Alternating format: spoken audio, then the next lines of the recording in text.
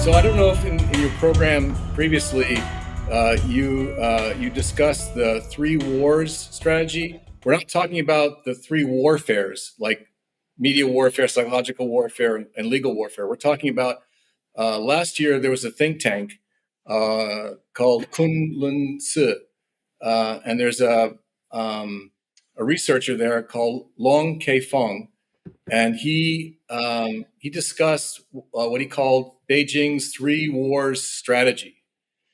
And the idea behind that is basically to defeat the U.S. and its allies by exhausting us around the world, much like the PLA and Mao did against the KMT, the Kuomintang, during the Civil War. So their plan is to exhaust us. And so the three wars that they're talking about, the first one, of course, is Ukraine. And in that war, we're throwing ourselves, and the Europeans are throwing themselves, and some other countries, even Japan, is throwing themselves to support Ukraine against Russia. The second area is what we just talked about, is the Middle East.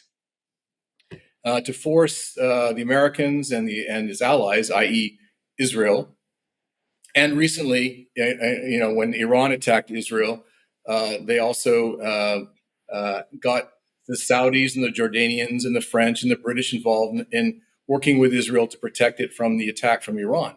And of course, also in the Middle East, we have the Red Sea problem with the Houthis, or they're also really called Ansar Allah, which is their Arabic name, attacking shipping in the Red Sea, going to Europe or coming from Europe and the Mediterranean.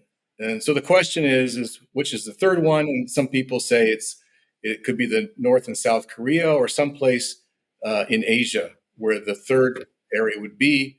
And then once the U.S. and its allies and the friends of Taiwan are at their lowest levels of weapons and personnel available to fight China, then China would take advantage of that.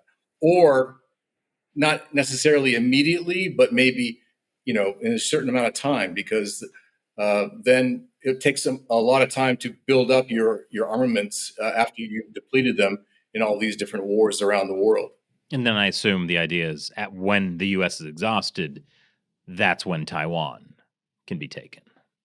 Yes, or soon thereafter, give or take, let's say 6 months or possibly a year. So, it is a theory that is being bantered around. It was published last year, this article, and it's been discussed several times.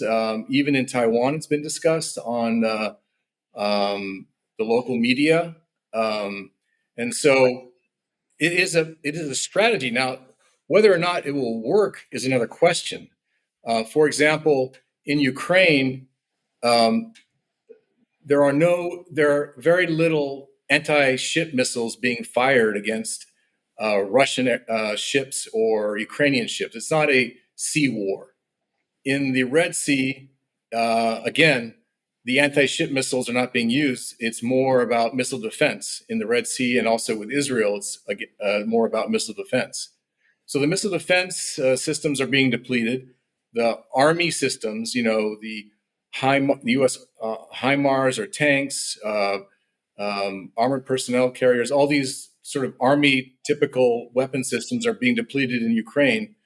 And so the theory doesn't work if they don't figure out a way to get rid of the extra, let's say, anti-ship missiles, for example. So they need another war that depletes the Navy and the Marines. Right. But again, it's a theory that they're talking about. It doesn't necessarily mean it's going to work. So that it's a strategy. So hopefully the allies are smart enough not to fall for something that would put them at risk for supporting Taiwan in the future.